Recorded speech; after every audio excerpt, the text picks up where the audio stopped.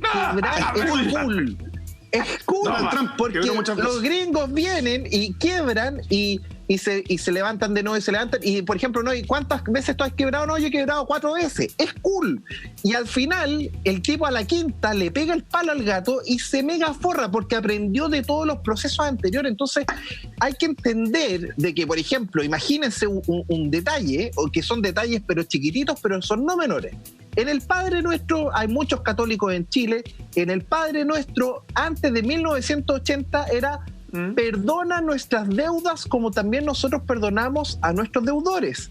¿Qué era eso? El jubileo para borrar las deudas. Sí, cambió. Y lo cambió la Iglesia Católica y lo cambió deudas por ofensa para que así no endeudaran a todos. Ojo con eso. No te puedo creer. Nunca la había Y hoy día tiene la Iglesia una deuda con nosotros. No, sí. Oye, Gino, mira, los niños. Es bueno el reseteo de deuda. Es la oración original de Jesús. O sea, me queda claro y te agradezco que nos los traiga a la memoria, obviamente, para que veas cómo son los cambios convenientes. Mira, a ver, ya, el tip que rescatamos de acá es que a la hora de comprar, bájele un poco, ponga los pies en agua fría y espere. La paciencia va a ser su mejor recompensa. Pero, ¿sabes, Gino? Los que se aburrieron ya de esperar es la gente que sigue hasta el día de hoy teniendo problemas con el depósito del 10%. Fíjate que varios clientes están acusando, entre otras cosas, que la aseguradora ya les descontó el dinero a propósito de su solicitud, pero sin informarle por mail o por conducto cualquiera que la tramitación ya fue validada, y peor aún, no le avisan y la verdad que tampoco le hacen la transferencia correspondiente. Y aquí es cuando comienza todo el miedo y la desconfianza del AMA, que es como, oye, y en este gap, en este espacio, me van a meter la cuchufleta, me van a descontar, están esperando que pase tiempo para que mis depósitos bajen, entonces me entreguen menos plata. ¿Qué se hace aquí? Por ejemplo, si va encima uno dice, uy, me acabo de dar cuenta que me fregaron, aló, y no me contestan jamás, ¿a quién me dirijo?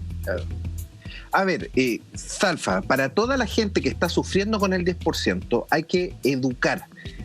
Si tienen su clave única del Estado, uno como ciudadano tiene algo que se llama recurso de protección. Y en un recurso de protección uno puede venir y es simple, no necesitas abogado. Ve un recurso, lo copias, lo pegas y armas tu tema, porque acá se está afectando tu derecho de propiedad. Entonces, si una AFP, tú solicitaste el tema y no te ha depositado, tú tienes completamente el derecho a presentar un recurso de protección. Quizá en el camino te lo va a pagar, pero no se la hagamos fácil. Es decir, si nosotros somos ciudadanos que se la hacemos fáciles, nos pasan los goles.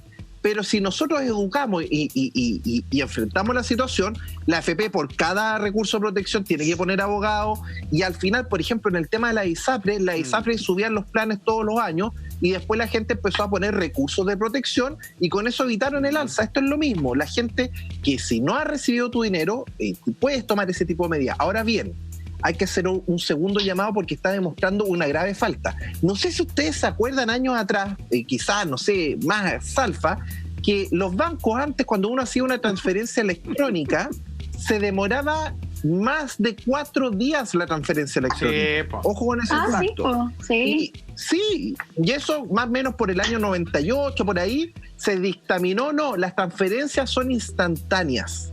Imagínense lo que implicó eso para la banca, y esa fue una muy buena medida. Y hoy en día nosotros asumimos normal que, oye, te transfiero, pum, y te llegó la plata al tiro. Ahí está. Entonces, ¿qué pasa con ese detallito? ¿Por qué cuando la AFP me paga el dinero se demora 4, 10 días? ¿Quién juega con esa plata? Oye, si son nada menos que en total van a ser 11.000 millones de dólares. Si yo me dejo 11.000 millones de dólares a un interés, no sé, de un 1% en un mes, ¡wow! ¡Qué es plata! Entonces, ojo con ese aspecto. Y eso, hacemos un llamado a la Superintendencia de Pensiones a que lo regule. No puede ser que si yo deposito, por ejemplo, una plata en mi cuenta 2 y en mi APB se demore 4 días hábiles, porque la transferencia del banco se hace en el mismo segundo. Entonces, ¿quién se queda con los 4 días? Exacto. ¿Quién se queda con los 4 días? Claro, pero siempre se ha sabido como que... No son 4 días que llegan, no son 4 días que llegan para nosotros. Estamos hablando de educación financiera junto a Gino Lorenzini de Felices y Forrados. Todas las dudas, todos los comentarios, hazlos en las redes sociales con Finanzas AS, todos tus comentarios, y ahí los vamos a estar recolectando durante la semana. Gino, hay personas que les llegó ya el depósito, hay personas que les llegó en una cuota, otros que les va a llegar en 2, pero pasa que los bancos abrieron una segunda cuenta. De hecho, la gente empezó a consultar mucho a través de las redes sociales de, oye, ¿por qué mi banco me abrió una segunda cuenta para el depósito de este 10%?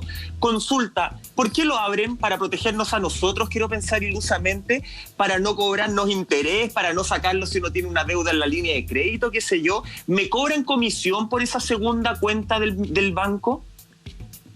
No, es completamente gratuita y era para cumplir la Constitución, en el sentido de que esta era una cuenta donde no se te podía cargar ningún pago automático, no se te podía retirar el dinero, no se podía cargar comisión alguna. Entonces los bancos hicieron una buena pega. Yo quiero ahí felicitar a los bancos porque crearon automáticamente esta cuenta vista.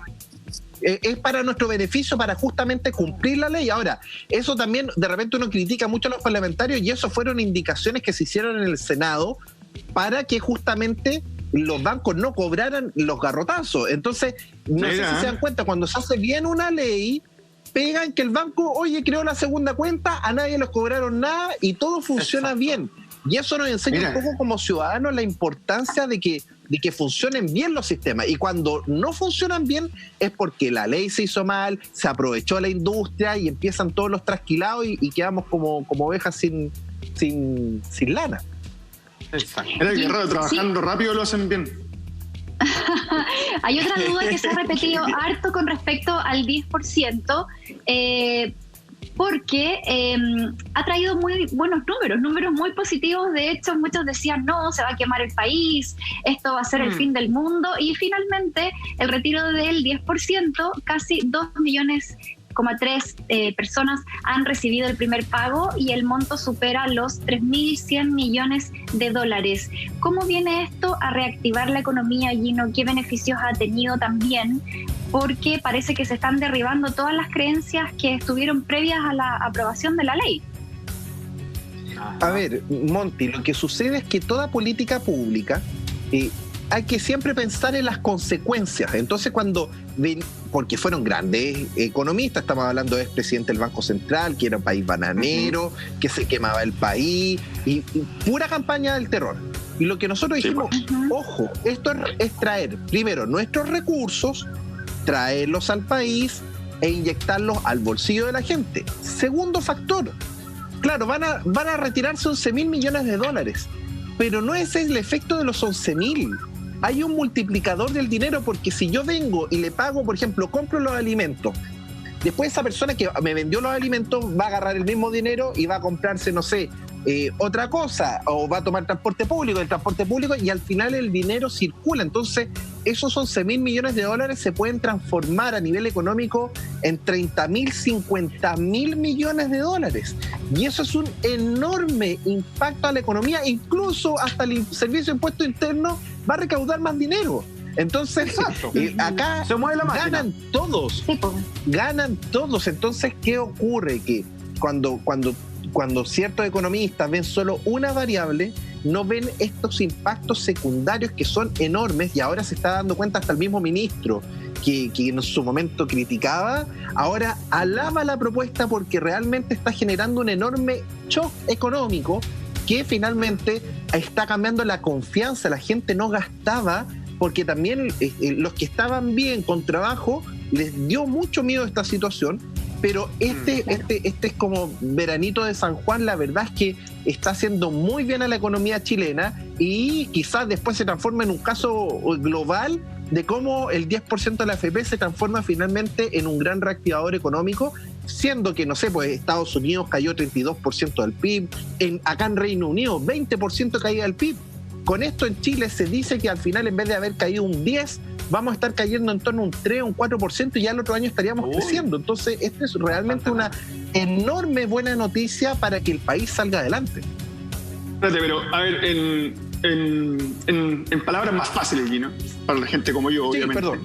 Me está queriendo decir que la llamada crisis económica que viene, que también muchos la han alertado, no va a ser tal o va a ser más corta, o esto es solamente un rayito de sol porque la gente está dulce, tiene plata, que va a durar un tiempo y a lo mejor en 2 meses más nuevamente va a haber una fuerte caída, porque es sostenible el 10% en los próximos meses, porque la plata se acaba. Muchos van a pagar deuda y van a poder adquirir a lo mejor más deuda. Entonces, ¿esto es algo que va a ser más corta esa crisis económica o finalmente esa crisis económica va a ocurrir de la misma forma? Más allá de las cifras que estáis dando, que me parece que está súper bien. A ver, lo que pasa, Lama, es que la crisis económica real que vamos a vivir tiene que ver con el nivel de endeudamiento de los chilenos, y no solo en Chile, sino que a nivel mundial. Acá grandes países como Estados Unidos están completamente sobreendeudados. En Europa es una cuestión de que el estado de bienestar están quebrados. No lo han dicho, pero esa es la realidad. Se están comiendo los fondos de pensiones y no lo están informando claramente a la ciudadanía. Entonces, lo que vamos a vivir a nivel económico es probablemente como un amigo dice, las 3 Mavericks, que son grandes olas, y esto es como grandes tsunamis. Un tsunami que tiene que ocurrir, el mercado accionario está completamente hiperinflado, y eso va a generar un enorme impacto a nivel global. Hay una segunda ola que es la deuda de los gobiernos europeos. Los gobiernos europeos se endeudaron, pero a más no poder, con tasas negativas. Era re fácil endeudarse con tasas negativas, pues pago menos.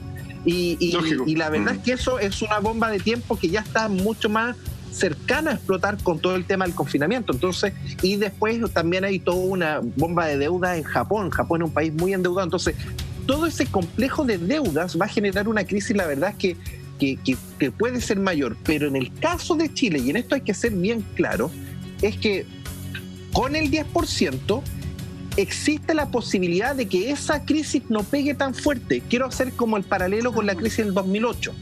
El 2008 fue una crisis enorme en Estados Unidos, quedó la embarrada. Sí. Y en Chile estaba quedando la embarrada, pero se hicieron muy buenas medidas económicas, contracíclicas, y eso logró que rápidamente, ya el 2009, Chile estaba volando.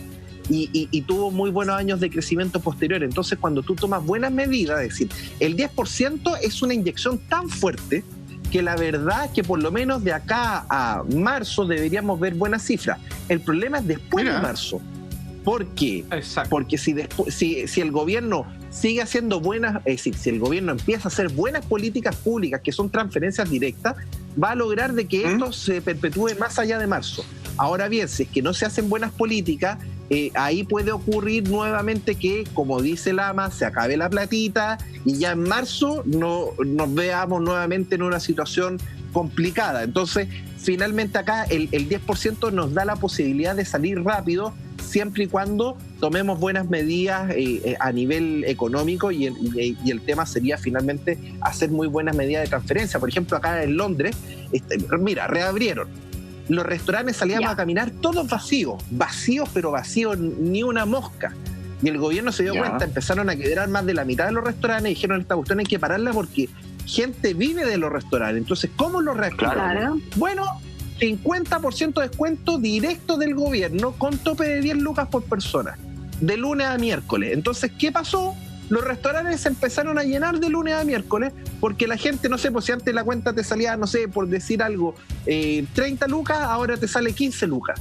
Y con eso la gente empezó a reactivar el consumo, y eso mismo es transferencia directa, y al final protegió a todo el rubro de los restaurantes, que hoy en día está muy afectado en Chile. Entonces, el gobierno tiene que pasar a medidas mucho más agresivas, pero directas, no el tema de que yo te doy, Dios, la caja de alimentos. No, es mucho mejor la plata directa al bolsillo de la gente para que la misma gente la vaya utilizando y genere mayor beneficio económico.